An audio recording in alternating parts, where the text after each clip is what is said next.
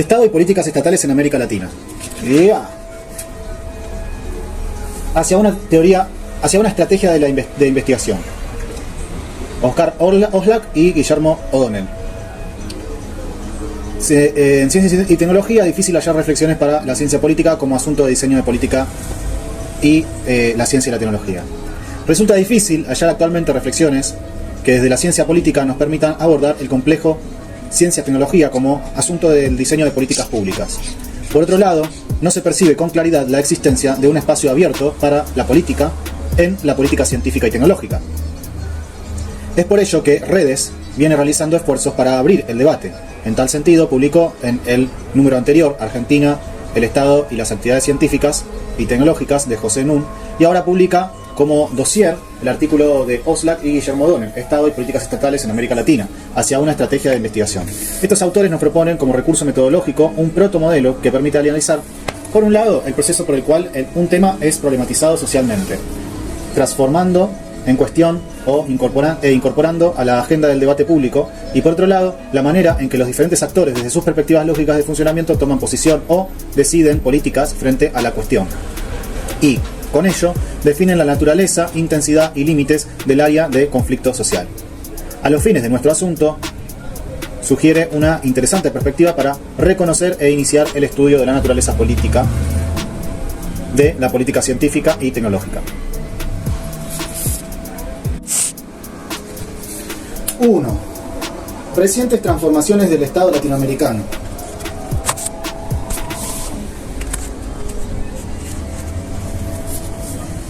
¿Por qué estudiar políticas públicas o tal vez más precisamente políticas estatales?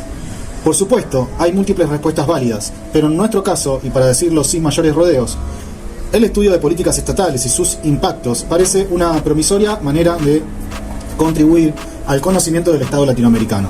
Nuestra perspectiva aquí es de politólogos, no de policy advisors. El referente empírico acotado por el estudio de ciertas políticas nos interesa con relación a este tema, en tanto puede contribuir al mejor conocimiento de problemas ubicados en un plano diferente. ¿Cuál es la naturaleza de los estados latinoamericanos contemporáneos? ¿De qué manera y en qué grado expresan y a su vez actúan sobre la distribución de recursos de sus propias sociedades y del contexto internacional? ¿Cómo inciden mutuamente los cambios sociales y los cambios a nivel del Estado? ¿Cómo se engarzan conclusiones y hallazgos referidos a América Latina con proposiciones teóricas derivadas de otras experiencias históricas? El problema del Estado latinoamericano contemporáneo, de los nuevos patrones de dominación política, aunque recoge clásicos temas de nuestras disciplinas, está siendo replanteado por acontecimientos y tendencias que comenzaron a ser visibles en Brasil a partir de 1964 y que se manifestaron con diversas modalidades en otras experiencias posteriores. Esas tendencias se manifiestan en el común terreno del autoritarismo, de rigideces sociales, de desigualdad, de dependencia y de crisis económicas. Pero por distintos caminos, varios países de la región han experimentado la reciente emergencia de sistemas de dominación mucho más expansivos, comprensivos y burocratizados que los anteriormente conocidos en América Latina. Dicho de otra manera, el Estado latinoamericano tiende hoy a ser más moderno, pero en el particular sentido de pretender y, en buena medida, poder abarcar autoritariamente numerosos elementos y relaciones anteriormente reservados a la sociedad civil. Queda amplio margen para polemizar acerca del balance de consecuencias de estos cambios, pero cabe poca duda de que nuestras disciplinas tienen que dar cuenta de ellos. Y, entre otras cosas, saber mucho más acerca de su impacto global sobre la situación y sobre la dirección del cambio de nuestras sociedades.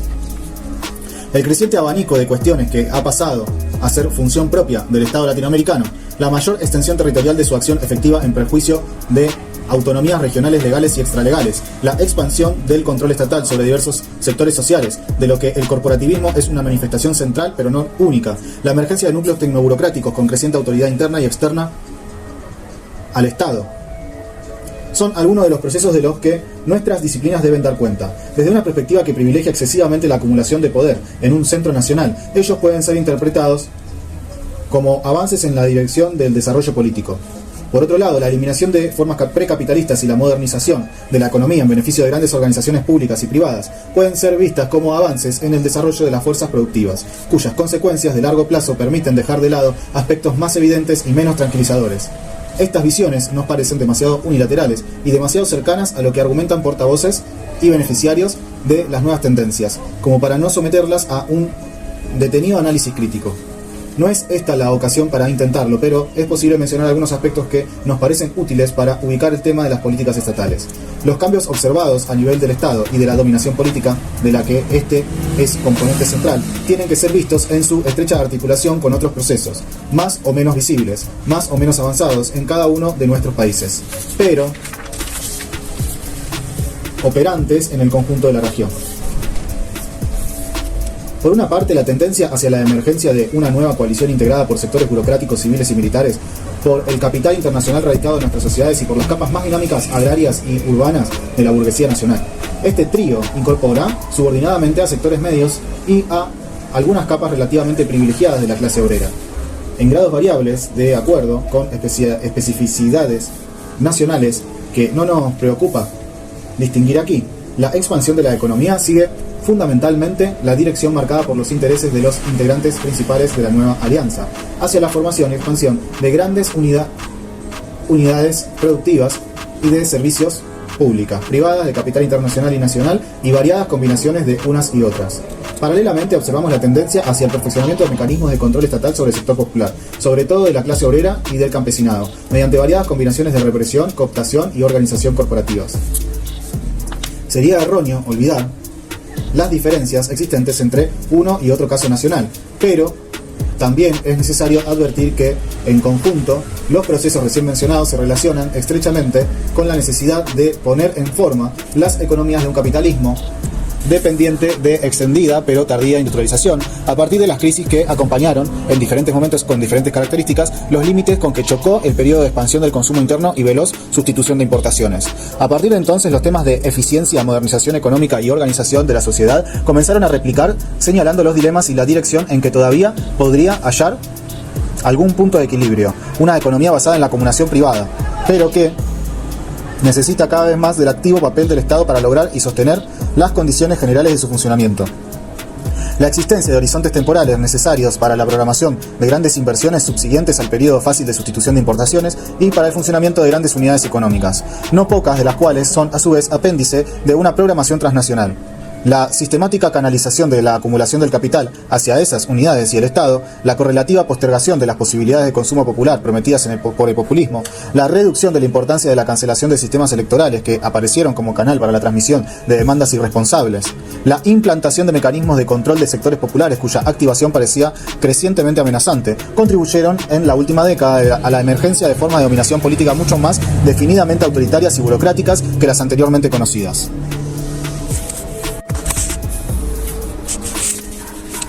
Las diversas modalidades con que estas nuevas formas de dominación se han manifestado en América Latina, así como la variedad de resultados imputables a las mismas, señalan que, aún en los casos en que estas tendencias se han hecho más visibles, hay variaciones que deben ser tenidas en cuenta y que un estudio cuidadoso y teóricamente orientado de ciertas políticas estatales debería contribuir a conocer mejor.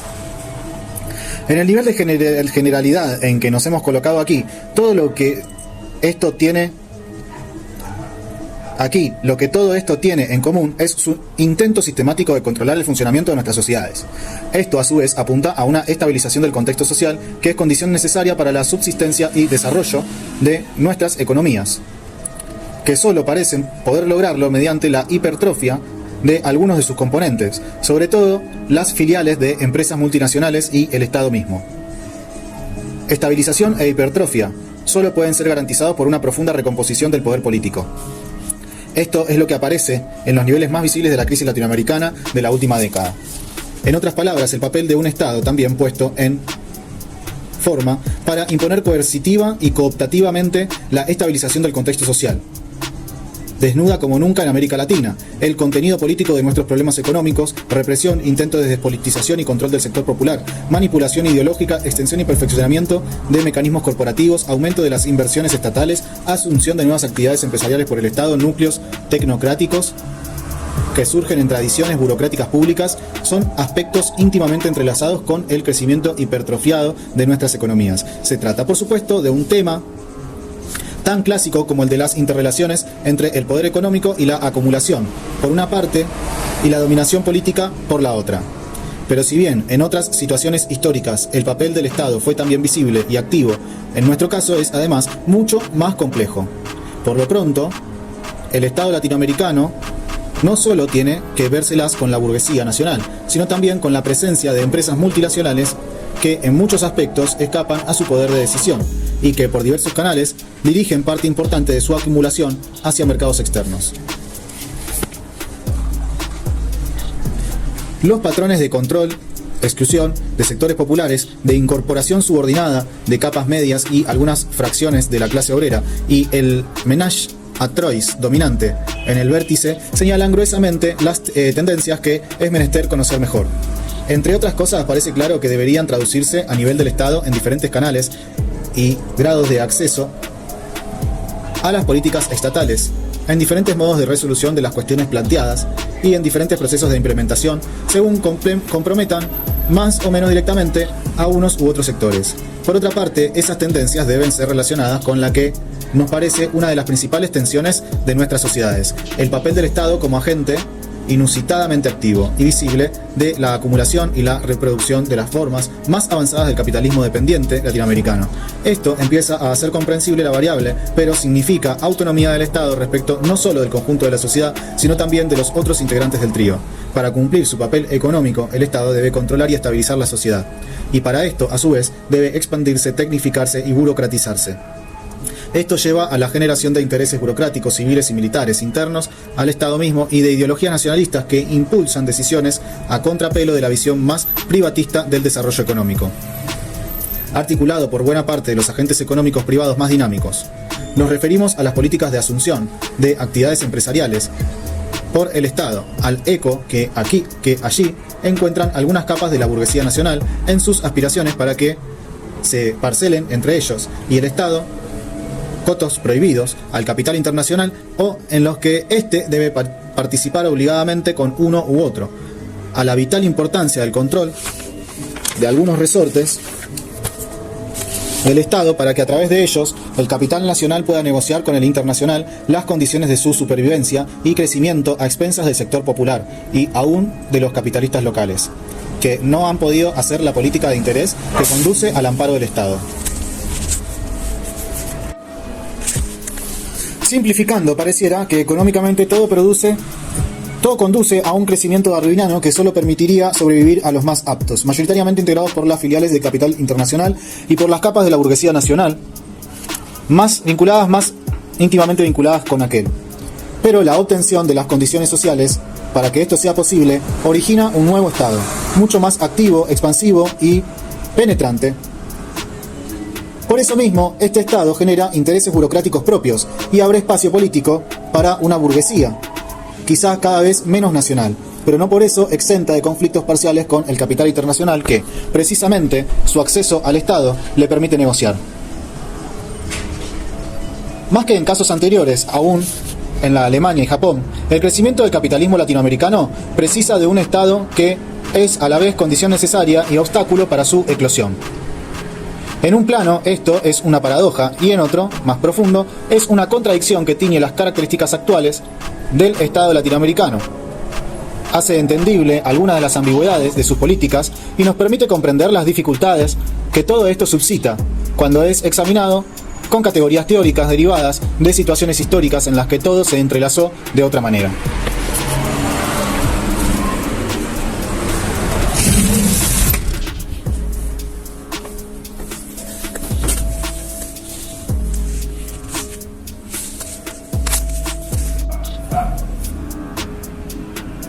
Las políticas estatales de control, exclusión del sector popular y de asignación cooptativa de beneficios diferenciales para algunas de sus capas, las que llevan a la expansión de inversiones y actividades empresariales, sobre todo las directamente productivas del Estado, así como las que surgen de las instituciones públicas encargadas de algún paquete de esas actividades, los contenidos prácticos y simbólicos de políticas nacionalistas del Estado o los resultantes de los intentos de tutelar al capital privado local, las políticas tendientes a atraer y garantizar al capital internacional y, a la vez, las apuntadas a acotar su expansión interna para que, por lo menos, las tendencias darwinianas del desarrollo no arrinconen demasiado a las clases dominantes locales y al propio Estado, estas nos parecen algunas de las más importantes áreas problemáticas que se desprenden de la especificidad histórica de un Estado completamente engarzado con la estructura y cambios de una economía que ni es subdesarrollada ni puede reproducir los patrones de los capitalismos centrales.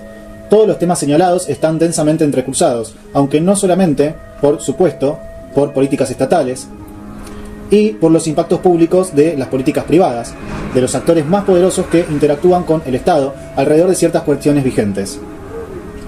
Es en este terreno que nos parece indispensable que se abran fronteras mediante el estudio de políticas que ofrezcan una probabilidad razonable de iluminar, con el grado de especificidad y de atención necesarios para detectar interacciones a lo largo del tiempo, los muchos aspectos de aquellos grandes temas que quedan ocultos para las lentes inevitablemente más estáticas y agregadas de otros enfoques, también necesarios, pero más estructurales. Descubrir el problema del Estado lleva a plantear el tema de su relativa autonomía evidente, evitando pendular hacia una visión politicista, según la cual toda la dinámica de la sociedad y del Estado puede ser develada desde el interior de él. Pero si lo dicho hasta ahora no es demasiado erróneo, esa autonomía relativa no es la de un Estado global frente a una sociedad indiferenciada. Hay, por el contrario, grados y pautas de autonomía muy diferentes según se refieran a unos u otros sectores sociales y según se trate de cuestiones que importen más o menos a unos y a otros. El estudio de políticas estatales debería proporcionarnos valiosas enseñanzas acerca de estas diferencias, pero es necesario agregar enseguida que los cambios que hemos delineado implican que no es obvio dónde trazar las demarcaciones que separan al Estado y lo público de la sociedad y lo privado. Bien puede ser que ciertas nociones heredadas, como la de una tajante separación entre lo público y lo privado, tengan que ser repensadas frente a nuestra emergente realidad. En algunos terrenos, como por ejemplo en el que se dirime a quien incumbe la tenencia legítima de armas de guerra, posiblemente sea todavía posible pensar en una clara línea que separa lo público de lo privado. Pero en otros terrenos convendría pensar en un contorno irregular que incluye áreas grisadas en las que es difícil precisar dónde comienza una y otra esfera. En algunos casos, como el de la corporativización de sectores obreros y campesinos, podríamos hablar más bien de políticas que suponen penetraciones del Estado en la sociedad civil. En otros, como en el de los mecanismos de representación de los otros integrantes del trío, sería más exacto hablar de mutuas y variables interpretaciones donde el componente de mando que pone el Estado se agregan relaciones mucho más bidireccionales de poder, influencia, negociación y cooptación. Esto sugiere que las políticas estatales se insertan en una estructura de arenas que debemos conocer mejor para entender por qué se plantean y resuelven cuestiones en unas u otras. Luego de este rodeo, tal vez sea más claro por qué tendemos al estudio de políticas estatales como un capítulo de una futura teoría del Estado latinoamericano y, más genéricamente, de los patrones de dominación conexos a formas relativamente avanzadas de capitalismo tardío y dependiente. Para ello, las políticas estatales permiten una visión del Estado en acción, desagregado y descongelado como estructura global y puesto en un proceso social en el que se entrecruza complejamente con otras fuerzas sociales. Esta visión es complementaria de otros enfoques con cuyas hipótesis y conclusiones puede controlarse mutuamente. Uno de ellos apunta directamente a una reconceptualización del tema del Estado y la sociedad, aun cuando recoge los resultados de investigaciones más empíricamente orientadas. Su objeto propio es una teorización a un nivel ya inicialmente alto de abstracción. Un segundo enfoque gira alrededor de las vinculaciones entre clases y Estado. Su objeto propio es una relación estructural, clase-Estado, que abarca numerosos modos de vinculación, incluso políticas estatales entre una y otro. Un tercer enfoque, el que aquí discutimos, es más empírico e inductivo que el primero y corta a través de más actores sociales que el segundo, sobre la base del estudio de una o pocas cuestiones y sus respectivas políticas. El estudio de políticas estatales desde la perspectiva que proponemos ayuda a desagregar y poner en movimiento a un Estado y a actores, clases, fracciones de clase, organizaciones, grupos, eventualmente individuos, que En los otros enfoques aparecen más global y estáticamente definidos. El campo propio de este tercer enfoque es más dinámico y menos estructural. El proceso social tejido alrededor del surgimiento, tratamiento y resolución de cuestiones ante las que el Estado y otros actores adoptan doctrinas, a la visión más directamente analítica del primer enfoque y más estructural del segundo, corresponde en este tercero una más detallada dinámica de cómo y por qué un complejo conjunto de actores ha actuado respecto de ciertas cuestiones, conflictos, coaliciones, movilización de recursos, grados relativos de autonomía y poder de actores, incluyendo el Estado. Pueden ser vistos aquí con un detalle que, por lo menos, debería ser útil para que no arrasemos a priori con sutilezas y complejidades que será necesario respetar en el replanteo teórico del tema del Estado y la sociedad. Por supuesto, estas ventajas tienen una importante contrapartida. Esta tercera estrategia implica el estudio de casos y son bien conocidas las dificultades para generalizar desde estos hacia el sistema de relaciones del que han sido escogidos. El problema tiene alivio, aunque no solución, en la distancia que media entre los casos escogidos y estudiados con un empirismo ramplón y aquellos en los que un foco teórico ha gobernado su selección y la de las dimensiones que en ellos se estudiarán. Pero interesa sobre todo advertir que, aunque ninguno de estos enfoques es óptimo, pueden ser complementarios. Cada uno tiene obvias limitaciones, cada uno es una forma diferente de cortar analíticamente el mismo tema general. Y cada uno debe contribuir a la temática que hemos tratado de esbozar en las páginas anteriores. Por lo tanto, la estrategia de estudio más puntual implicada por el análisis de cuestiones y políticas debería quedar abierta a intersecciones con los otros enfoques, donde las hipótesis y proposiciones generadas en ellas pueden ser confrontadas desde los restantes.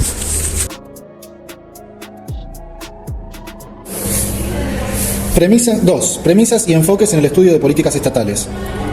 Como ha ocurrido en otras subdisciplinas que adquieren rápida difusión, diversos trabajos se han dedicado a describir, catalogar y criticar las diferentes perspectivas desde las que se han encarado los estudios de políticas públicas o estatales. Ello facilita nuestra tarea, ya que nos exime de la revisión crítica de una vasta literatura y nos proporciona un diagnóstico bastante exhaustivo de las premisas, sesgos e insuficiencias de los enfoques más corrientes. Sin embargo, a riesgo de incurrir en simplificaciones excesivas, creemos necesario examinar ciertas orientaciones generales de esta literatura para poner de manifiesto algunos de los supuestos y limitaciones de los modelos en ella implícitos y plantear lo que estimamos el nivel mínimo de complejidad requerido para estudiar las políticas estatales. Buena parte de las publicaciones existentes sobre el tema considera las policies como unidades discretas que pueden ser estudiadas prescindiendo del contexto en el que son adoptadas o producen consecuencias. Esto puede ser válido cuando el objetivo de la investigación es relativamente simple, tal como ocurre cuando se desea establecer qué factores inmediatos originaron una decisión o cuáles fueron sus efectos más directos y notorios. Desgraciadamente, no podemos pensar en ningún caso con mediano interés teórico que se acomode a estos requisitos. El tipo de estudio más tradicional es aquel que intenta explicar por qué se adoptó tal política. El modelo implícito en el que muestra elementalmente es el que muestra elementalmente la figura 1.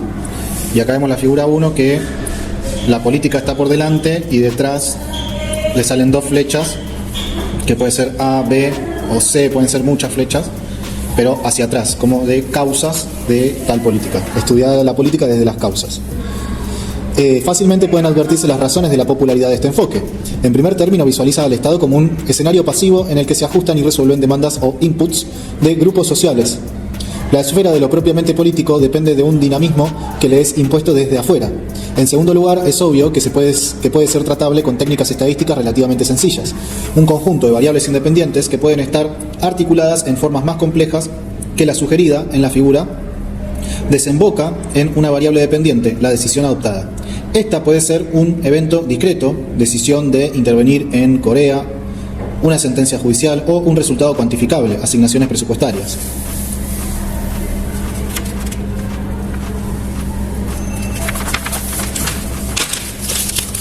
A pesar de que estos estudios han generado interesante información para el análisis de los procesos decisorios, su poder explicativo suele ser más aparente que real, ya que las causas más mediatas y difusas de la decisión o resultado examinadas se prestan mucho menos al tratamiento riguroso que constituye uno de los atractivos de este enfoque. Por otra parte, estos estudios omiten toda referencia al proceso desencadenado por la decisión analizada en términos de su eficacia y posibles impactos. Esta última preocupación ha originado un enfoque diametralmente opuesto al anterior, que invierte el esquema proponiendo investigar cuáles han sido los impactos de una determinada política estatal. La figura 2 ilustra también evidentemente las relaciones causales implicadas. Bueno, acá vemos la figura 2, donde está la política y dos flechas, que pueden ser más, pueden ser 5 o 6 flechas, con los impactos de la política. O sea, la política estudiada desde los impactos a futuro.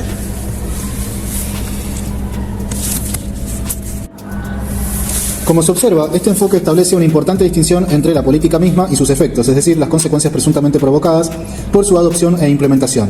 La finalidad del enfoque es eminentemente diagnóstica. La gran difusión que ha adquirido en los últimos años se explica por la creciente demanda de una clientela, sobre todo estatal, que querría conocer mejor los efectos de ciertas políticas. Sin duda, el actual interés existente en los Estados Unidos por la conceptualización y medición de impactos de políticas estatales se debe en buena parte a dicha demanda. Pero esto ha repercutido negativamente debido a la estrechez que suele imponer a la definición del tema. En efecto, el enfoque, ilustrado en la figura 2, contiene algunos supuestos que conviene explicitar. A. No intenta conocer cómo se originó la política. Esto es difícilmente aceptable cuando la preocupación que lleva a estudiar el problema es menos ateórica que la típica evaluación patrocinada por un organismo estatal. Además, conocer este aspecto puede ser necesario, por ejemplo, para explicar inconvenientes o distorsiones sufridos por la política en la etapa de implementación. B. El sistema causal que genera los impactos observados tiende a considerarse cerrado a toda otra influencia significativa fuera de la política estatal. Esta premisa suele ser poco verosímil en la medida en que es incorrecta. El modelo está erróneamente especificado y no existe forma razonable de atribuir los cambios observados a impactos de la política estatal. C. Los estudios de este tipo suelen contener una estrecha definición de los impactos, aun cuando debe admitirse esto no sea intrínseco a la lógica del enfoque. Ciertamente es difícil identificar impactos secundarios, repercusiones indirectamente atribuibles a la política estatal, originadas en los impactos más directos de la misma, e impactos inesperados, efectos no previstos y muchas veces no deseados de las políticas analizadas. Pero más allá de las dificultades conceptuales y operacionales propias del enfoque, estos inconvenientes derivan muchas veces de la particular relación establecida entre el científico social y el organismo contratante. A menudo, este último está poco interesado en que se demuestre su ineficacia, o se detecten impactos negativos o se exploren impactos inesperados o secundarios que repercuten fuera de su contexto operativo, lo cual puede llevar a que el ámbito relevante del problema se defina de acuerdo con los términos fijados por el organismo contratante. En conjunto, estas limitaciones influyen para que el estudio de políticas e impactos dentro del marco relativamente simple del estudio diagnóstico típico no sea adecuado para extraer del tema el contenido teórico que nos interesa. Un grado de complejidad relativamente mayor resultaría de superponer las figuras 1 y 2, tal como lo ilustra la figura 3. Sabemos, sin embargo, que esta representación es insuficiente, al menos en dos aspectos fundamentales. A. P parece extrañamente determinada por A y B, lo cual excluye toda posibilidad de iniciativa relativamente autónoma por parte del Estado mismo. B. Los impactos C y D no suelen ser causados por P, solo por P. También pueden operar para producir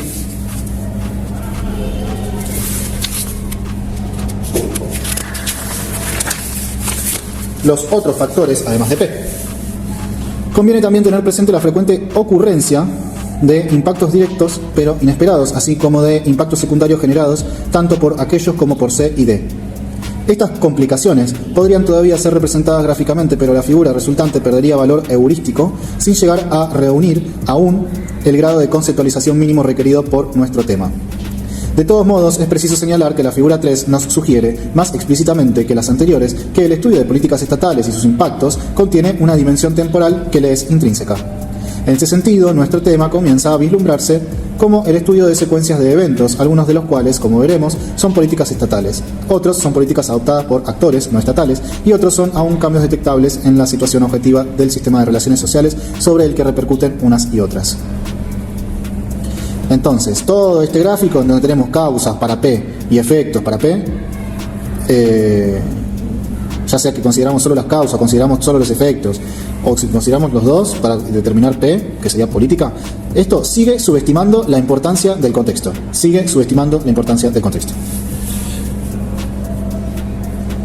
O sea que no son solamente las causas o las consecuencias de determinada política, sino que hay un montón de cosas que a lo mejor no tienen nada que ver pero que influyen, o que tienen que ver pero que no son una causa explícitamente o un efecto explícitamente de esa política, pero que influyen igual en esa política.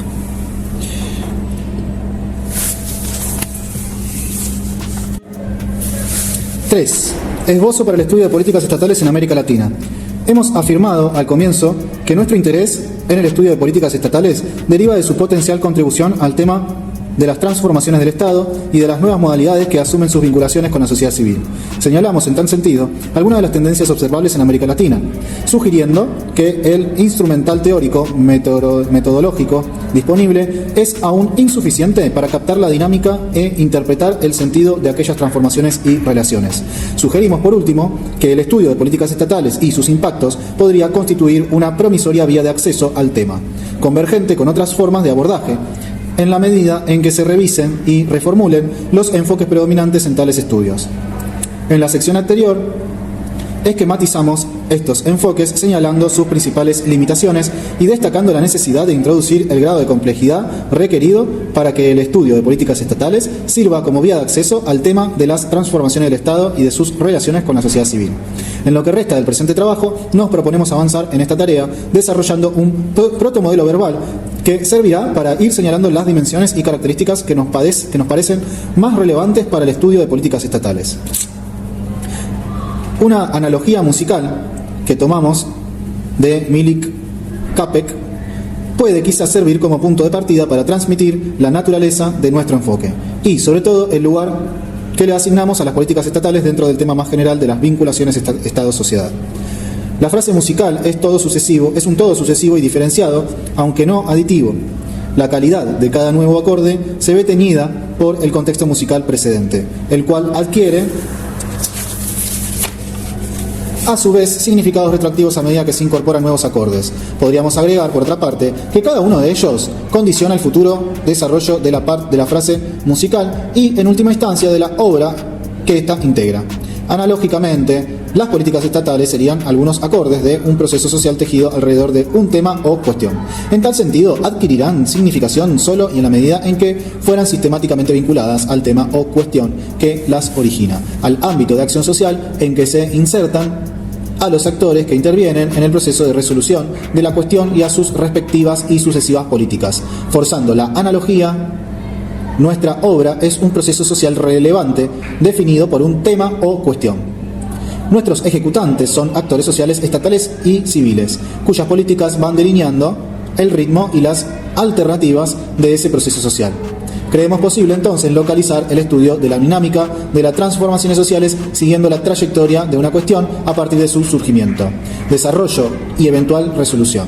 Las sucesivas políticas o tomas de posición de diferentes actores frente a la cuestión y la trama de interacciones que se va produciendo alrededor de la misma definen y encuadran un proceso social que puede constituirse en privilegiado objeto de análisis para acceder a un conocimiento más informado sobre el Estado y la sociedad latinoamericanas y sus mutuas interrelaciones. Hecha esta sintética presentación, pasamos a definir y desarrollar algunos de los términos y conceptos introducidos. 3.1. La cuestión. Ninguna sociedad posee la capacidad ni los recursos para atender omnímodamente la lista de necesidades y demandas de sus integrantes.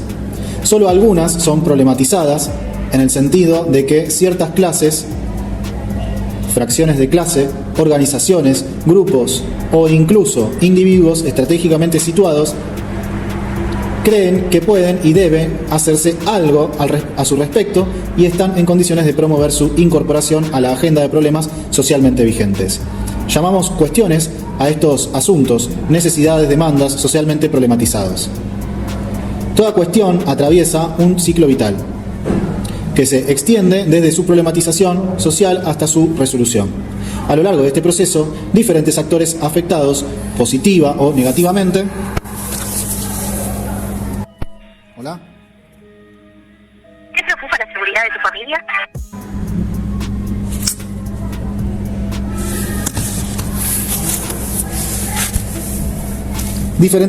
A lo largo de este proceso, diferentes actores afectados positiva o negativamente por el surgimiento y desarrollo de la cuestión toman posición frente a la misma. Los comportamientos, decisiones, acciones, etc.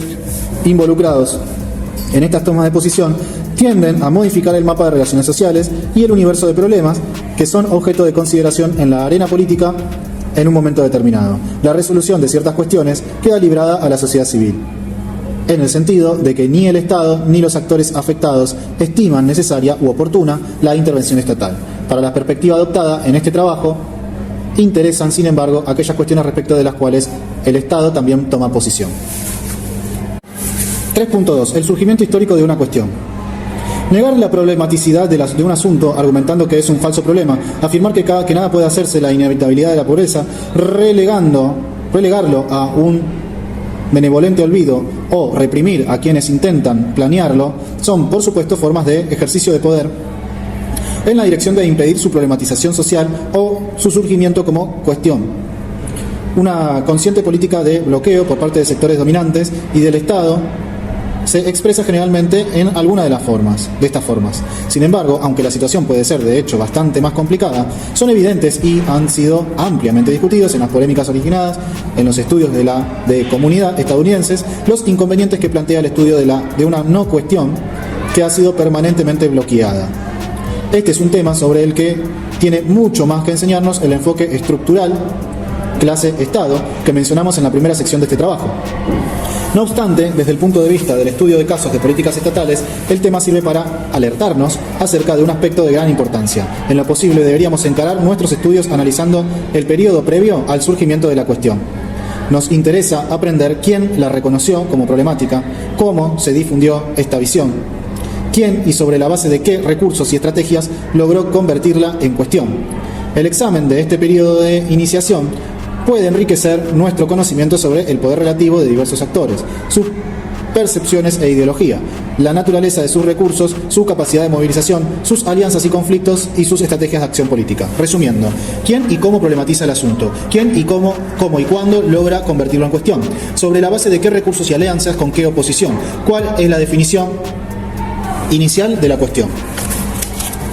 Son preguntas que, igual que las que se plantearán más abajo, delimitan dimensiones que nos parece habría que tener muy en cuenta. En esta etapa de surgimiento de una cuestión aparecen temas que, en un plano más general, fueron señalados en las primeras páginas de este trabajo. La capacidad de iniciación autónoma por el Estado, es decir, sin necesidad de reflejar demandas o inputs de la sociedad civil, las variadas posibilidades de diferentes sectores sociales para iniciar cuestiones, los recursos y alianzas que pueden movilizar la estructura de arenas que resulta conformada según quiénes fueren los iniciadores o las cuestiones suscitadas. En otras palabras, analizar el lapso previo al surgimiento de una cuestión y el proceso a través del cual ésta se convierte en tal. Es importante no solo para interpretar eventos posteriores, sino también para iluminar algunos de los problemas más generales sobre las características del Estado y las nuevas modalidades que asumen sus patrones de interacción con la sociedad civil. 3.3. La toma de posición por parte del Estado. En este trabajo nos ocupamos de cuestiones en las que el Estado las haya o no iniciado toma posición. Vale decir, explícita, una intención de resolverla, que se concreta en una decisión o conjunto de decisiones no necesariamente expresadas en actos formales. Una política estatal es una forma de posición que intenta, o más precisamente dice intentar, alguna forma de resolución de la cuestión. Por lo general incluye decisiones de una o más organizaciones estatales, simultáneas o sucesivas a lo largo del tiempo, que constituyen el modo de intervención del Estado frente a la cuestión. De aquí que la toma de posición no tiene por qué ser unívoca, homogénea ni permanente. De hecho, suele ser todo lo contrario, y las precisiones que estamos tratando de introducir aspiran a facilitar el manejo conceptual de las ambigüedades y variaciones involucradas. Si bien es controvertido el sentido y extensión que cabe otorgar al término política estatal o pública, en nuestra definición la conseguimos como un conjunto de acciones y omisiones que manifiestan una determinada modalidad de intervención del Estado en relación con una cuestión que concita la atención interés o movilización de otros actores en la sociedad civil. De dicha intervención puede inferirse una cierta direccionalidad, una determinada orientación normativa que previsiblemente afectará el futuro curso del proceso social hasta entonces desarrollado en torno a la cuestión.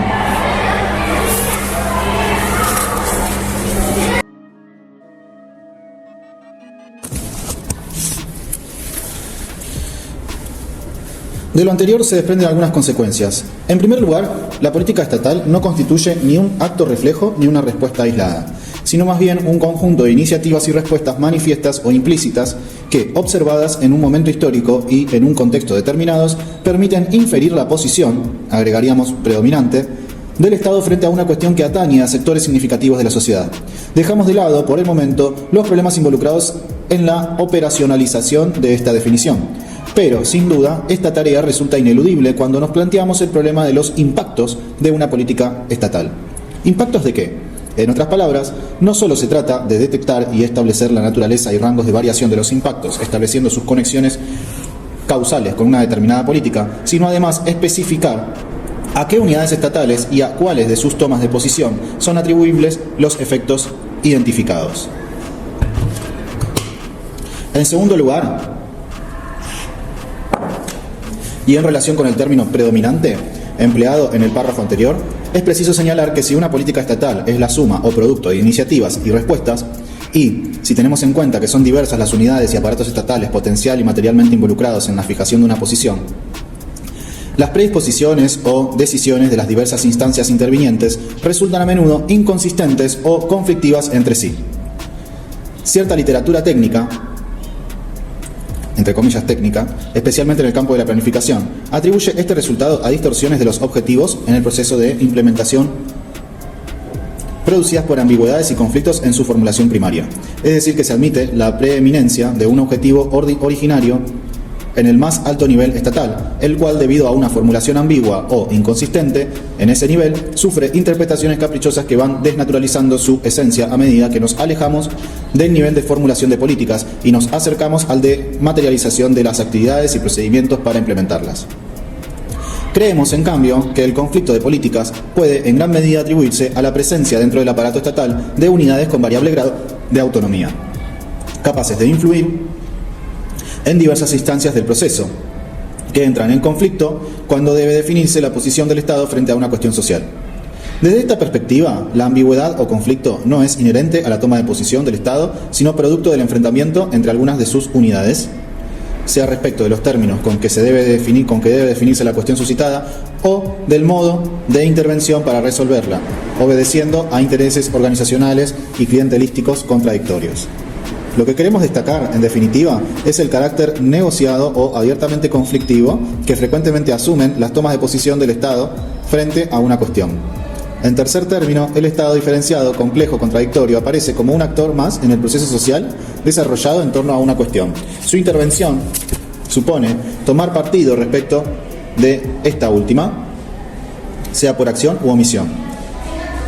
Una toma de posición activa puede implicar desde iniciar la cuestión y legitimarla a acelerar algunas de sus tendencias, moderar otras o simplemente bloquearla. En los casos de inacción, caben también diferentes posibilidades. El Estado puede haber decidido esperar a que la cuestión y la posición de los demás actores estén más nítidamente definidas, dejar que se resuelva en la arena privada entre las partes involucradas o considerar que la inacción constituye el modo más eficaz de preservar o aumentar los recursos políticos del régimen.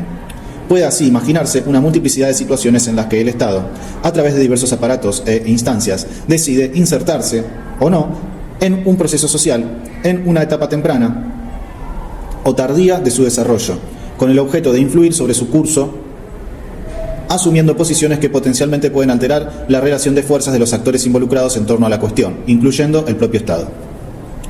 3.4. Las políticas o tomas de posición de otros actores sociales. Las cuestiones involucran a actores que pueden hallarse objetiva y o subjetivamente afectados por las mismas. Sin embargo, no existe una correspondencia necesaria entre la situación de un actor en relación con una cuestión y su propensión a movilizarse activamente en la defensa o cuestionamiento de dicha situación.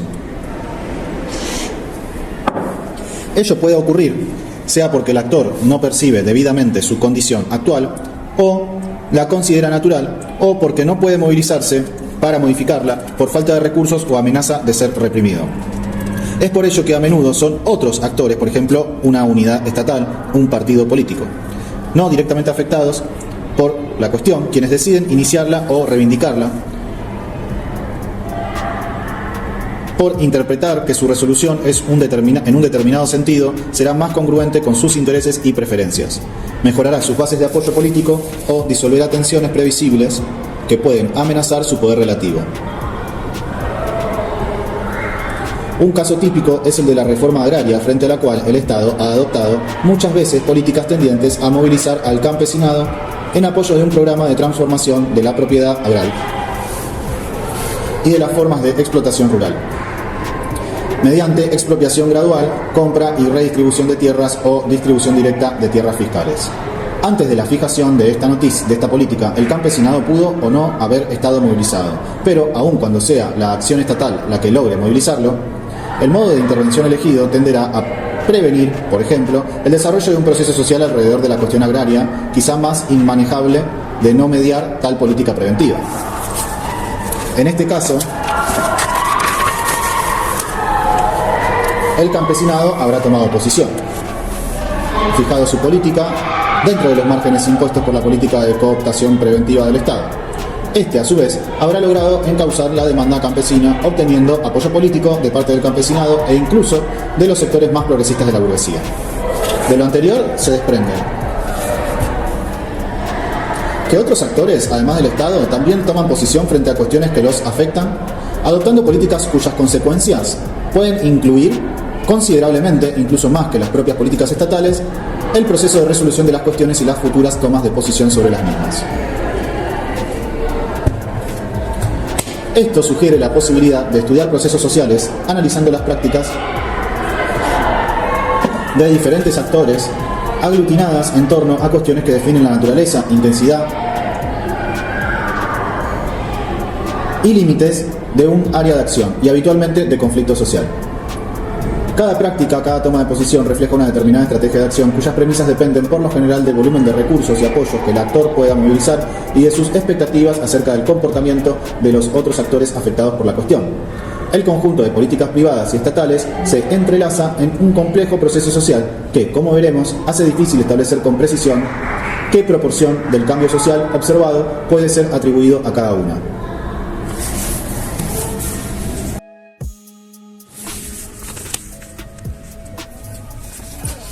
.5. Las políticas estatales como nudos del proceso social. Si entendemos la política estatal como un conjunto de tomas de posición del Estado respecto de cierta cuestión, y si este conjunto tiende a variar tanto a través de diversos organismos estatales como a lo largo del tiempo, es evidente que tal política no puede ser entendida ni explicada prescindiendo de las políticas de otros actores. Aún en el caso en que el Estado inicia con gran autonomía una cuestión, las decisiones posteriores vinculadas a la misma, tanto en términos de implementación de la decisión originaria como de posibles cambios implícitos o explícitos de su contenido, no dejarán de estar influidas por las posiciones adoptadas por otros actores. Es de presumir, además, que aún en este supuesto de la política estatal, también estará desde un comienzo influida por un cálculo de la reacción probable de actores a los que se percibe como poderosos. Más genéricamente, el proceso social tejido alrededor de una cuestión no es excepción a lo que ocurre en toda situación interactiva.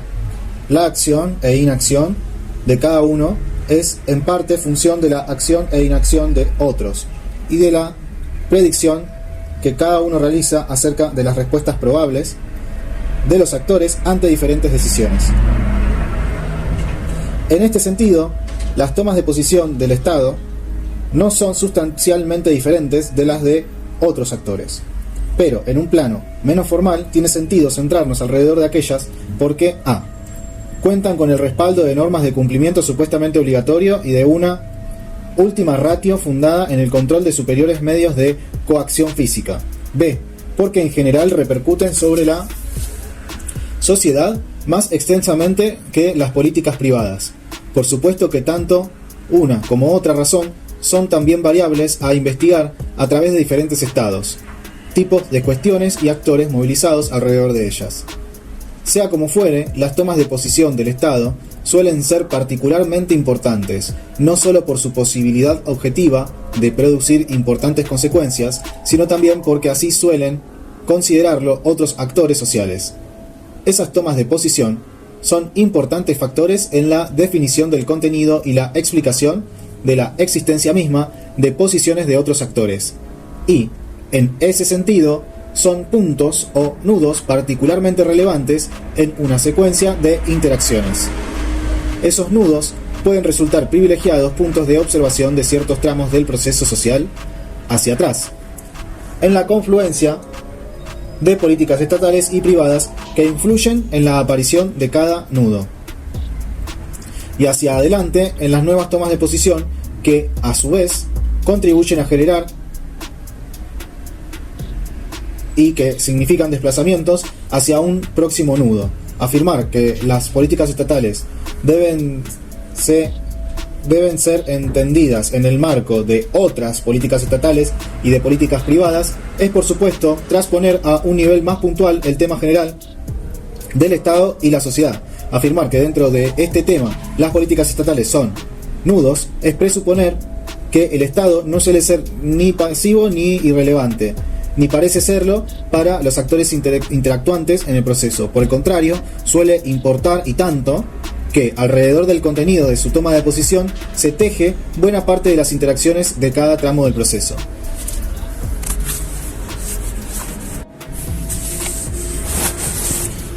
(3.6)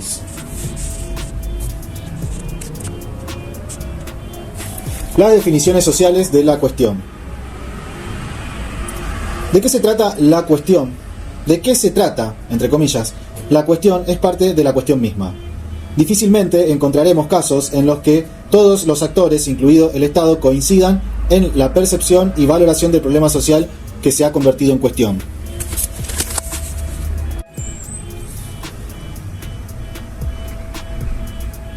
¿En qué consiste, por ejemplo, la cuestión de la distribución del ingreso en América Latina? ¿Cuáles son los verdaderos términos del problema? ¿Cómo se conecta con otros problemas y cuestiones? ¿Qué es una resolución satisfactoria del mismo? Incluso si es o no un problema. Son temas fundamentales en las tomas de posición, en los conflictos y en las coaliciones entre el Estado y los actores sociales. Seguimos en un proceso interactivo en el que, además de la posición de cada actor, importa la percepción de cada uno acerca de la manera en que los restantes, y sobre todo el Estado, han definido la cuestión. Convergen sobre este punto numerosos aspectos desarrollados en la literatura relacionada con el tema.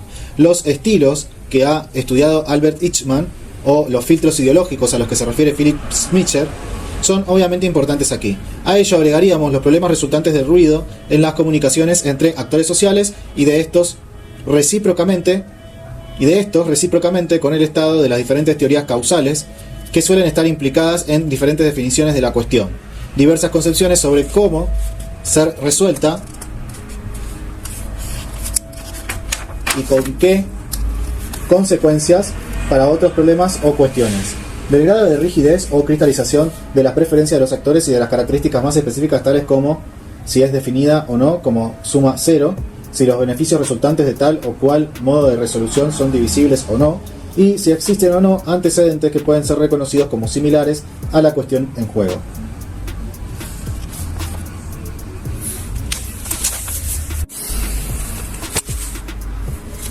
(3.7) Las políticas estatales como generadoras de un doble proceso. Ya sea que el Estado inicie o no una cuestión, sus tomas de posición suelen ser factor de decisiva importancia para que otros adopten o redefinan posiciones sobre la misma. Hemos aludido, en el punto 4, a esta parte del proceso social, pero las políticas estatales también generan procesos internos al Estado mismo. Para reconocerlos debemos abandonar la terminología exclusivamente genérica que hemos usado hasta ahora respecto del Estado y empezar a referirnos a unidades y procesos burocráticos internos al Estado. Dada esta cuestión, la toma de posición respecto de ella, por parte de cierta unidad que tiene atribuciones para hacerlo, en nombre del Estado, suele generar repercusiones horizontales, tomas y reajustes de posición de otras unidades y verticales. Estas últimas consisten principalmente en la atribución de competencia y en la asignación de recursos tiempo, personal, dinero, equipo, a unidades formalmente dependientes de la que adoptó la política. Estos efectos verticales suelen producir cristalizaciones institucionales, creación de aparatos burocráticos o adjudicación de nuevas funciones a organismos preexistentes que quedan formalmente encargados del tratamiento y de la eventual resolución de la cuestión o de alguno de sus aspectos, superponiéndose generalmente y, por lo tanto, estableciendo una relación ambigua y frecuentemente conflictiva con otras burocracias formalmente especializadas en otros aspectos de la cuestión o en otras cuestiones cercanamente ligadas a la que incumbe al primero.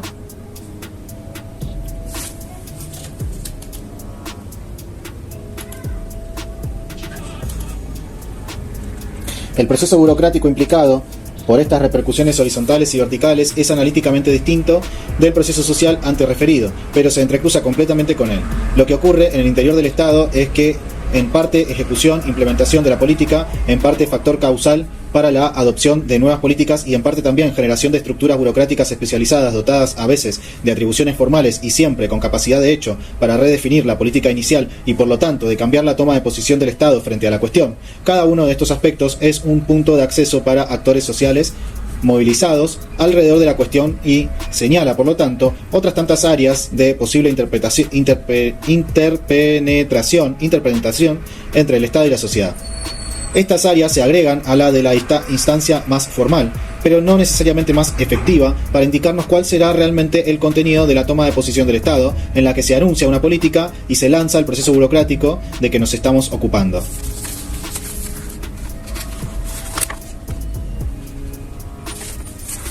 3.8. Los cambiantes actores del proceso social tejido alrededor de una cuestión. La pública toma de posición del Estado acerca de una cuestión tiende a generar respuestas a actores sociales y de unidades estatales, pero no todas las respuestas relevantes para el tratamiento y resolución de la cuestión ocurren simultáneamente. Algunos actores se movilizan alrededor de ella más tardíamente, otros pueden retirarse y otros por fin pueden ser excluidos. Esto se relaciona también con la cambiante naturaleza de los actores a lo largo del proceso de resolución de una cuestión. En otras palabras, así como se van redefiniendo los términos de una cuestión, también se van modificando los atributos y formas de agregación y representación de los actores, lo cual plantea el problema de especificar cuidadosamente los criterios empleados para definirlos. No es igual la burguesía nacional argentina, representada por la Confederación General Económica, antes y después de que ésta incorporara a la Unión Industrial Argentina, ni es igual el Partido Justicialista con y sin Perón. Simétricamente, las cristalizaciones institucionales a nivel estatal no solo expresan una creciente diferenciación interna del Estado al compás del surgimiento de cuestiones, sino también la cambiante naturaleza de las unidades involucradas en el proceso de resolución de las mismas. En síntesis, la dimensión temporal intrínseca a nuestro tema también se manifiesta en que la propia composición y naturaleza del conjunto de actores suele variar a lo largo del tiempo. 3.9. Recapitulación. Conviene que nos detengamos aquí luego de haber abierto diversos temas. Posiblemente lo más importante, al menos como primera aproximación al problema de cómo estudiar nuestro tema, sea la necesidad de considerar las políticas estatales en el marco de cuestiones. Esas cuestiones tienen una historia que comienza en un periodo en el que no eran tales. Sigue en los procesos que llevan a su surgimiento, continúa durante su vigencia y eventualmente concluye con su resolución. Esa historia de la cuestión es parte de nuestro tema, porque es desde ella que las políticas estatales adquieren sentido y pueden ser explicadas. Además, esa historia es la de un proceso social al que concurren diversas políticas, las de los actores privados y los nudos implicados por las acciones del Estado, y procesos burocráticos cruciales para la determinación real del contenido de la posición del Estado ante la cuestión. Esto resume la visión de un complejo proceso tejido por interacciones a lo largo del tiempo, llevadas a cabo por un conjunto de actores que puede y suele ir cambiando con el curso del tiempo. Esas interacciones no solo son objetivas, en el sentido de que su estudio pueda limitarse al registro de comportamientos, incluyen también una dimensión subjetiva referente a cómo cada actor define y redefine la cuestión y percibe la toma de posición de otros actores. Lo recién dicho formula nuestro protomodelo que nos gustaría pensar. Contiene potencialmente el tipo de modelo dinámico de procesos que nos parece obviamente requerido por las características de nuestro tema. Es claro que entraña un grado de complejidad al que debemos todavía agregar otros aspectos, que no sabríamos tratar con un modelo riguroso y plenamente cuantificable, pero puede servir para alertarnos sobre ciertos aspectos o dimensiones centrales para el estudio de políticas estatales, alrededor de los cuales parecería particularmente promisorio centrar esfuerzos de investigación.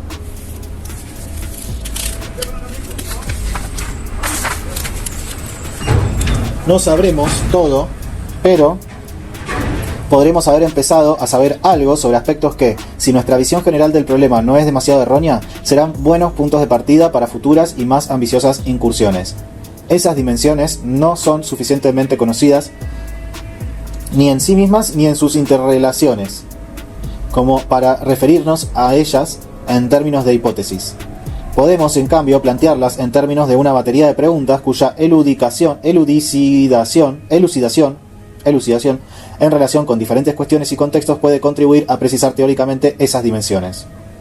¿En qué momento de la historia de la cuestión se produce la primera toma de posición identificable por parte del Estado?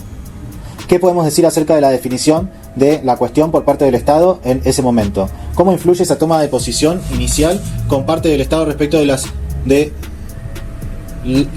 de otros actores sociales? Redefiniciones y toma de posición respecto de la cuestión según los casos. ¿Qué actores sociales y cuándo se movilizan buscando influir en el modo de resolución de la cuestión? ¿Qué recursos ponen en juego para ello? ¿Qué nos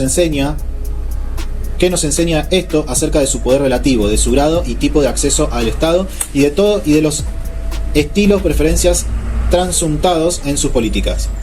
¿Qué procesos burocráticos horizontales y verticales genera la toma inicial de posición por parte del Estado? ¿Cuál es la diferenciación interna del Estado en términos de unidades que de alguna manera se ocupan de la cuestión? ¿Qué cristalizaciones institucionales se producen? ¿Qué consecuencias tiene esto respecto de futuras tomas de posición por parte del Estado? ¿Qué líneas de conflicto y coalición se van generando alrededor de la cuestión y de las respuestas iniciales de actores sociales y unidades estatales? ¿Qué segmentos del proceso burocrático ofrecen puntos de entrada para el ejercicio de influencia por parte de actores privados? ¿Suelen los patrones de conflicto, coalición y negociación centrarse en algún tipo de área pública? ¿Existe algún modo dominante mediante el cual se intenta resolver la cuestión? ¿Cómo varía esto respecto de quién inició y quién mantiene vigente la cuestión? ¿Existen ciclos de atención prestada a la cuestión? ¿Qué factores contribuyen a posibles picos y baches de atención? ¿Qué cambios sociales e internos del Estado mismo son atribuibles a estos procesos?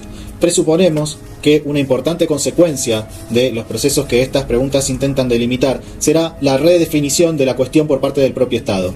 Por supuesto, esto puede ocurrir por numerosas razones. Una toma de posición inicialmente vaga se especifica o a la inversa. Cambio de definiciones específicas, definiciones conectivas entre diversas unidades estatales que concurren al tratamiento de la cuestión con diferentes especializaciones, rutinas burocráticas y vinculaciones con actores sociales. Esos cambios son cambios en el contenido real de la política estatal, en el contenido más o menos ambiguo y más o menos conflictivo dentro del Estado mismo, de su toma de posición frente a la cuestión. Estos cambios son nuevos nudos, algunos de los cuales serán rápidamente evidentes para actores y observadores. Otros, en cambio, solo serán reconocibles como el resultado de redefiniciones menos espectaculares acumuladas, por ejemplo, en etapas destinadas solo a implementación o en las rutinas e intereses especializados que suelen generar las cristalizaciones institucionales. ¿Qué actores, cuánto demoran en reconocer esos cambios y qué consecuencias tiene esto para la rigidez o flexibilidad de sus políticas? Es, por supuesto, otro de los temas que debe interesarnos. A partir de cada nudo se extiende un nuevo tramo de la historia de la cuestión y de las políticas a ella referidas, sobre la que deberíamos volver con nuestra batería de preguntas. Aquí, sin embargo, correspondería agregar algo que es consecuencia de la historicidad de nuestro tema. ¿Qué se ha aprendido por parte de las unidades del Estado y los actores sociales de la historia pasada de la cuestión ¿Qué lecciones se han sedimentado de esa historia? ¿Cómo influyen ellas sobre las definiciones de la cuestión y sobre la estrategia de los actores?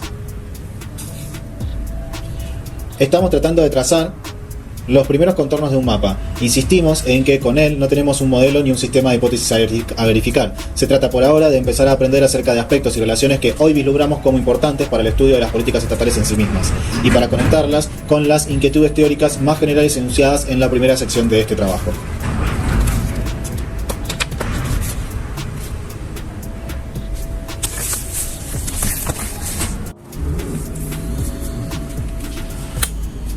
Los contextos de las políticas estatales.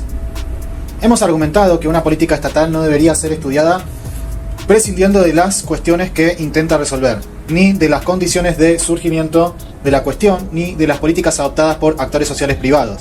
Hemos resumido estos aspectos en el concepto de proceso social tejido alrededor del surgimiento, tratamiento y eventual resolución de la cuestión. Este proceso social es un primer e indispensable nivel de contexto para el estudio de la política estatal, que en particular nos interesa. Sin conocerlo adecuadamente, no tendríamos posibilidad de comprender ni explicar esa política, incluyendo, por supuesto, sus cambios a lo largo del tiempo. Tampoco habría muchas posibilidades de que nuestros estudios iluminaran los problemas más amplios planteados.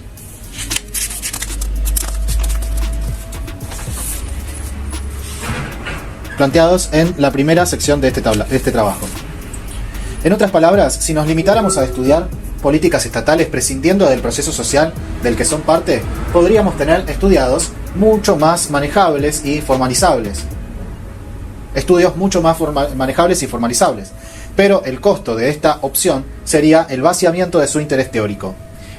En el uso que proponemos, un contexto consiste en aquel conjunto de factores extrínsecos al objeto más específico de investigación, políticas estatales, que es indispensable para la comprensión, descripción y explicación de aquel objeto y sus efectos sobre otras variables. En este sentido, las preguntas que hemos formulado apuntan a dividir un tema de investigación, el área empírica y analítica, que delimita lo que estudiamos y en función de lo cual recogemos y procesamos información. Con esto sugerimos un área en la que vale la pena tratar de aproximarse al ideal de obtener información detallada y de manejarla con un marco de análisis propiamente dinámico. Las secuencias de tomas de posición por parte del Estado y de otros sectores sociales, el cambio implicado por la diferenciación interna al Estado y por la movilización-desmovilización de actores sociales en distintos tramos históricos de la cuestión, las redefiniciones de la cuestión y de sus modos dominantes de resolución, constituyen, a nuestro entender, el tema propio de estudio de políticas estatales. Pero este primer contexto es insuficiente, tenemos que insertarlo a su vez en otros, aunque afortunadamente aquí no necesitamos saber tanto, y podemos manejarnos con marcos más estáticos. Tal vez aquí la mejor analogía sea la de alguien que quiere saber lo más exactamente posible cuánto tiempo ha transcurrido en un corto plazo. Su centro de atención será el segundero, que marca el ritmo incesante y perceptible del tiempo presente. Deberá, sin embargo, determinar la posición del minutero y de la hora, siguiendo de cuando en cuando al primero y dando por prácticamente fijada la segunda. Su problema se cuenta en segundos, pero para saber lo que desea necesita información más gruesa y estática acerca de los otros parámetros. Nos ocuparemos brevemente de los minutos y de la hora de nuestra analogía. Pero este primer contexto es insuficiente. Tenemos que insertarlo a su vez en otros marcos más estáticos. Tal vez aquí la mejor analogía sea la de alguien que quiere saber lo más exactamente posible cuánto tiempo ha transcurrido en un corto lapso. Su centro de atención será el segundero, que marca el ritmo incesante y perceptible del tiempo presente. Deberá, sin embargo, determinar la posición del minutero y de la hora, siguiendo de cuando en cuando al primero y dando por prácticamente fijada la segunda. Su problema se cuenta en segundos, pero para saber lo que desea necesita información más gruesa y estática acerca de los otros parámetros. Nos ocuparemos brevemente de los minutos y de la hora de nuestra analogía. 4.1. Un segundo nivel de contexto, la agenda de cuestiones. ¿Qué problemas merecen ser cuestiones? ¿Quiénes y cómo deciden cuáles en cada momento del conjunto de cuestiones? La agenda o el espacio problemático de una sociedad socialmente vigentes. Vista cada cuestión aisladamente, el problema político se plantea en torno a si esa cuestión merece serlo, cómo debe ser definida y con qué recursos se respaldan las posiciones tomadas por los actores. Visto en conjunto, el problema es el conflicto y las coaliciones que se generan alrededor de las cuestiones que deben integrar la agenda. Esto es consecuencia, en parte, de limitaciones individuales y colectivas para prestar atención a todas las cuestiones suscitables y, en parte, de diferentes intereses, concepciones y recursos de actores dispuestos a imponer social y políticamente agendas solo parcialmente superpuestas. En este plano más agregado, ya no solo se trata del proceso que ocurre alrededor de cómo debe ser resuelta una cuestión, sino también del que determina qué cuestiones se intentará resolver, ante qué problemas puede y debe el Estado intervenir y por lo tanto reconocerlos o crearlos como cuestión. Qué compleja función compone, a partir de las agendas de cada actor, aquella que está efectivamente vigente. Dependiendo de su poder relativo, cada actor se encontrará ante más o menos cuestiones que le han sido impuestas por otros y ante las que no puede dejar de tomar posición, aunque solo fuera para tratar de resolverla mediante su mediante su supresión. Es obvio que a este nivel operan fuertes limitaciones en la función de decisión de cada actor. Incapacidad de procesar toda la información relevante respecto del conjunto de la agenda, desconocimiento de muchas de las conexiones causales entre unas y otras cuestiones, imposibilidad de predecir el comportamiento de otros actores respecto de cada una de las cuestiones. Pero aún en este mundo de racionalidad acotada, es razonable suponer que la posición que cada actor tome respecto de una cuestión será en parte función del conjunto de la agenda y de las posiciones adoptadas, que incluyen no haber tomado posición respecto de otras cuestiones. Con quién está aliado y con quién en conflicto en la cuestión A puede ser determinante de su comportamiento respecto de la cuestión B. ¿Qué recursos tiene invertidos en A? Puede ayudarnos a explicar por qué no se moviliza respecto de B, aunque esta también sea objetivamente importante para el actor, qué premisas y qué lecciones deriva de su acción respecto de A acerca de las características de otros actores. Puede ser fundamental para las percepciones y cálculos que subyacen a su política respecto de B. ¿Cuántas cuestiones puede un actor atender simultáneamente o, en otras palabras, qué movilidad tienen sus recursos? Puede enseñarnos mucho acerca de su poder relativo. Estos intrincados temas, de los que solo hemos enunciado los que nos parecen principales, no deberían ser objeto de investigación en los estudios de políticas estatales que estamos discutiendo. Al menos no en el sentido de formar parte del universo sobre el que recogeremos datos. Pero mucho ayudará a nuestra comprensión del caso que estudiamos conocer aproximadamente la composición de la agenda y la configuración de conflictos y coaliciones en que los actores de nuestra cuestión se hayan involucrados. Precisando un poco más, el conocimiento de este segundo nivel de contexto suele ser necesario para explicar las políticas estatales que estudiamos específicamente. Lo dicho arriba acerca de la compleja función de decisión que, para cada actor y para cada cuestión, implica la agenda como conjunto de cuestiones, vale obviamente para el Estado. ¿Cuál es el entramado de apoyos y oposiciones? ¿Cuál es la configuración de cuestiones en las que se ha interpenetrado con sectores dominantes? Pueden ser importantes factores explicativos de las políticas que adopte respecto de cada cuestión en particular.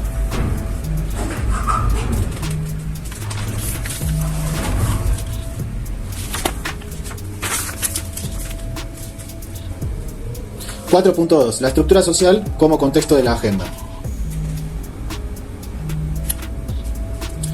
¿En qué sentido podemos proponernos, por ejemplo, el estudio de la cuestión de la propiedad agraria y de las políticas estatales a ella referida en el Perú y en la Argentina?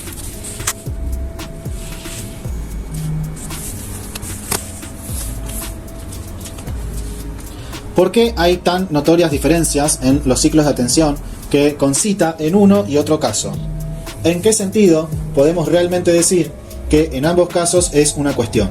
¿Cuál es la lista y el poder relativo de los actores potencial y realmente movilizados alrededor de ella en uno y otro caso? En términos más generales, ¿quiénes son los actores potenciales respecto de una cuestión? ¿Qué recursos pueden movilizar? ¿Cuál es su significado, visibilidad, importancia, reconocimiento como tal? Para esos actores, ¿cuáles son los patrones más probables de su emergencia, tratamiento y resolución? Son también función de factores ubicados a nivel más agregado de la estructura social. Aquí podremos en general manejarnos con un conocimiento razonablemente informado de esas características y considerarlas como básicamente congeladas para los propósitos de nuestra investigación de políticas estatales. Pero no podemos prescindir de una gruesa especificación de este contexto sin correr el riesgo de comparar y formular proposiciones sobre nombres en lugar de conceptos que designan con suficiente especificidad el tema de estudio. En términos más generales, ¿quiénes son los actores potenciales respecto de una cuestión? ¿Qué recursos pueden movilizar? ¿Cuál es su significado, visibilidad, importancia, reconocimiento como tal para estos actores? ¿Cuáles son los patrones más probables de su emergencia, tratamiento y resolución? Son también función de factores ubicados al nivel más agregado de la estructura social. Aquí podremos, en general, manejarnos con un conocimiento razonablemente informado de esas características y considerarlas como básicamente congeladas, para los propósitos de nuestra investigación de políticas estatales. Pero no podemos prescindir de una gruesa especificación de este contexto sin correr riesgo de comparar y formular proposiciones sobre nombres en lugar de conceptos que designan con suficiente especificidad el tema de estudio, que han señalado los diferentes niveles que nos parece deben ser tenidos en cuenta en estudios de políticas estatales. Nuestro ejemplo de los segundos, minutos y horas apuntaba en realidad a sucesivas capas con que debe ser organizado nuestro tema. A. Las políticas estatales mismas. B. La cuestión a la que aquellas se refieren, entendida como generando un proceso social que contiene las políticas estatales y las políticas privadas referidas a la cuestión. Estas dos primeras capas constituyen lo que hemos llamado el tema propio de nuestras investigaciones y el ámbito empírico en el que, en general, nos corresponderá recoger información. C. La agenda de cuestiones. Y D. La estructura social como el más estático y agregado contexto global de nuestro tema. Comúnmente, estos dos niveles finales no serán objeto de nuestra investigación. Deberían ser suficientes las fuentes secundarias disponibles. 5. Impactos de políticas estatales. Estamos ya lejos de los esquemas que discutimos brevemente en la segunda sección de este trabajo. Si volvemos por un momento a la figura 2, advertiremos que, de aceptar las premisas por ella implicadas, resultaría conceptualmente fácil pensar en términos de impactos de políticas estatales. Ellos serían los cambios operados en las variables dependientes por efecto de nuestra variable independiente, la política estatal.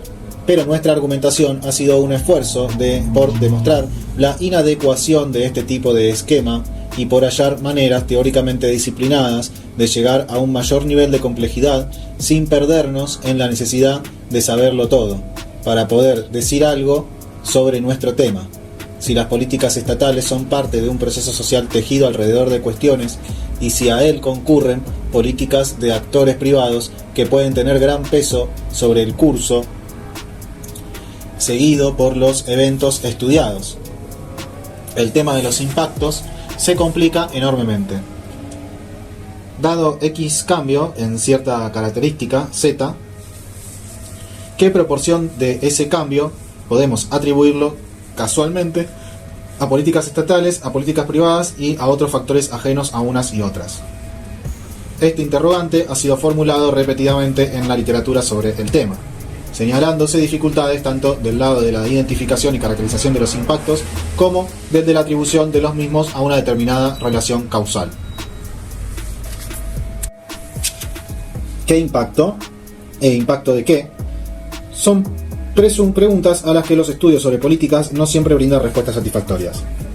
En el primer caso, a los arduos problemas de identificación y delimitación empírica de impactos se suman las correlativas dificultades de categorización analítica, evidenciadas por la casi total ausencia de tipologías sobre políticas estatales y sus impactos. También deben computarse los problemas de medición derivados, en buena medida, del nivel de agregación de los datos, de su relativa confiabilidad, de la casi imposibilidad de manejar estadísticamente flujos no monetarios y de las diferencias no cuantificables de los impactos identificados. Por último, aun cuando los inconvenientes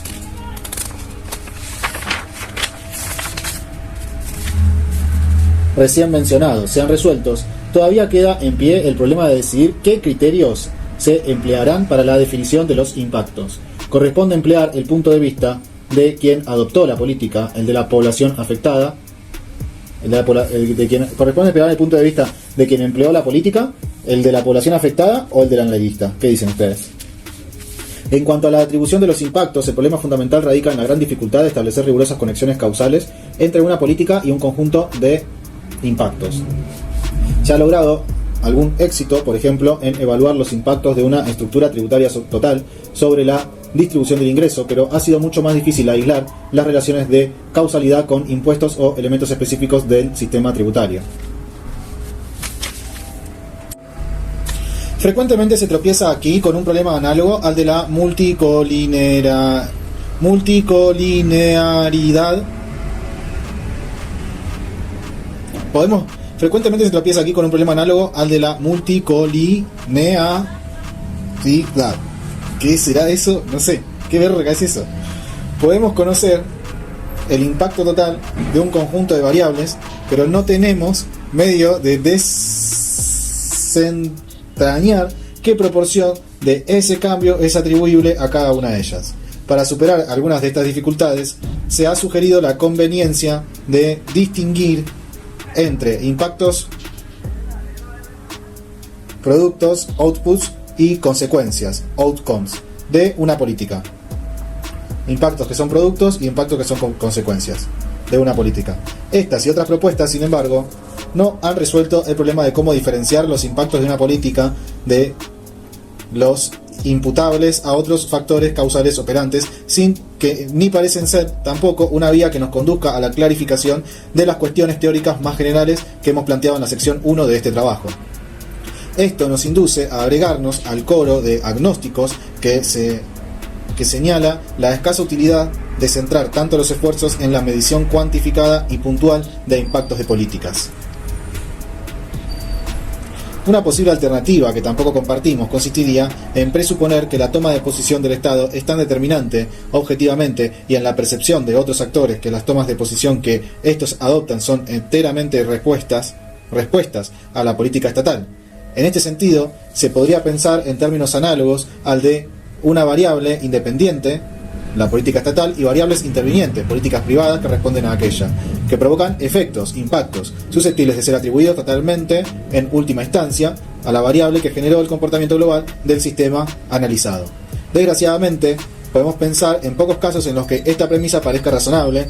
En la mayoría de ellos, los actores privados tienen un grado de autonomía respecto del Estado que hace imposible considerarlos meras variables intervinientes. De todas formas, no creemos que estas dificultades justifiquen desentenderse de algo tan obviamente importante como la pregunta que en realidad se plantea en todo esto. Es decir, ¿cuáles son las principales consecuencias sociales de acciones desarrolladas mediante la invocación del Estado, contando con el respaldo último de su capacidad de coerción? Desde esta perspectiva, no es tan crucial la mencionada medición cuantitativa y puntual del efecto específico de cierta política.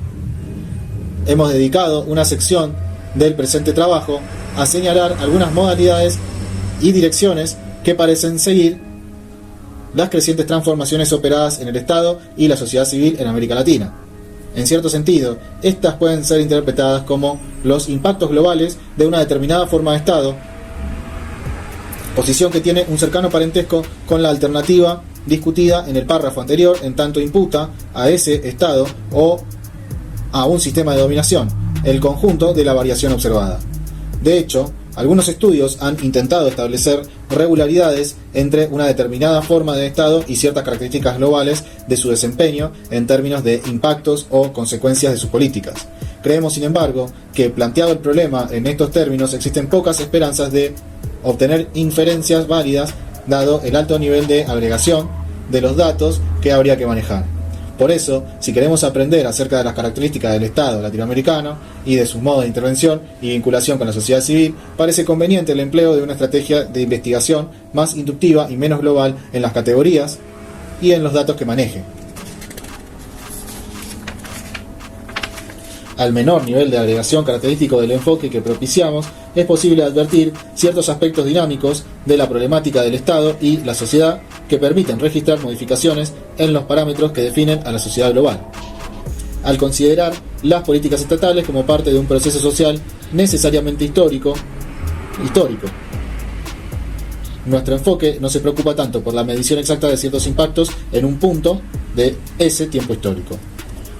Esos y otros impactos integran, como hemos insistido, un proceso más complejo vinculado a una determinada cuestión, al que concurren actores privados y en el que suele manifestarse en diferentes momentos distintas tomas de posición del Estado. Cada una de ellas genera una compleja gama de impactos que, a su vez, realimentan aquel proceso y contribuyen a llevarlo hacia nuevos nudos o promontorios en los que tiene lugar la adopción de nuevas políticas estatales. De manera que, aunque no deja de ser útil conocer con la mayor precisión posible los impactos de las políticas surgidas de cada uno de esos nudos decisorios, es utópico pretender conocer con similar precisión la contribución conjunta de esas sucesivas y frecuentemente variantes tomas de posición estatales sobre el conjunto del proceso histórico-social originado en torno a la emergencia, planteamiento y eventual resolución de una cuestión.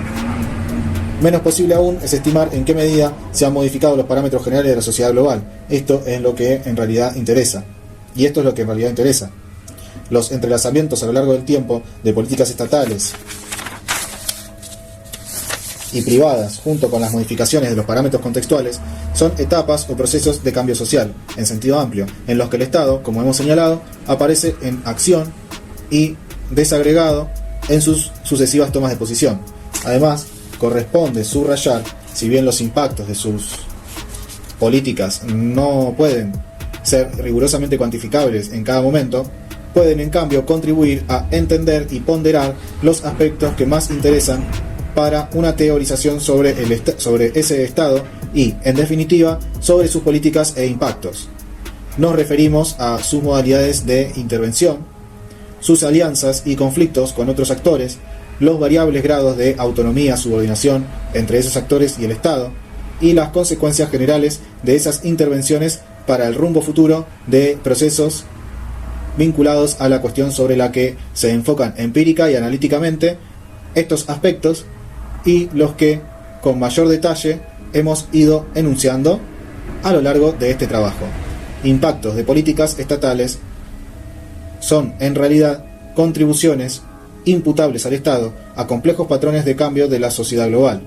Por esto mismo no pueden ser ignorados, pero también por esto mismo no pueden ser estudiados ni evaluados con criterios mecanicistas que cercenan tanto esa complejidad como el carácter intrínsecamente histórico de aquellos procesos. 6. Hacia una estrategia abierta de investigación. Dado el escaso grado de formalización de las reflexiones efectuadas, este trabajo difícilmente podría desembocar en un conjunto coherente de proposiciones, pero vale la pena recapitular y desarrollar un poco más algunos de los principales aspectos discutidos. A. Son muchas las razones por las que uno puede estar interesado en el estudio de las políticas estatales en América Latina contemporánea. Como cualquiera de ellas tiene importantes consecuencias sobre qué y cómo se estudiará, nos ha parecido importante hacer explícitas las nuestras, con pleno conocimiento de que abrimos un tema polémico. B. El engarce que proponemos para nuestro tema con intereses teóricos más generales se deriva, creemos que obviamente, la inconveniencia de estudiar las políticas estatales y sus impactos como fenómenos discretos, aislables de su contexto. Aquí resurge un dilema que no es intrínseco a nuestro tema, pero que es función de nuestra actual insuficiencia de conocimientos. En el corto plazo, la pretensión de rigor, formalización y cierre de nuestros sistemas explicativos es antagónica respecto de la relevancia teórica de nuestros estudios. Dicho de otra forma, los intentos en la dirección del primer término del dilema serían prematuros y, aunque admitidamente incierto, el camino hacia ese rigor pasa hoy por estudios abiertos y exploratorios, mucho más preocupados por descubrir que por verificar. C. El contexto no es un objeto que está ahí. Es una creación analítica que busca con la mayor economía posible situar el tema específico estudiado respecto del conjunto de factores indispensables para comprenderlo, describirlo y eventualmente explicarlo. Hemos sugerido desagregar estos referentes en 3 niveles de decreciente especificidad y dinamismo: el de la cuestión, el de la agenda, el de la estructura social. D. Nuestro objeto propio de investigación estaría constituido por las políticas estatales y la cuestión a la que ellas se refieren. Como parte de un proceso social al que concurren otras políticas privadas. Como tal, nuestro tema es histórico o dinámico en sentido propio. Implica interacciones a lo largo del tiempo por parte de un variable conjunto de actores. E.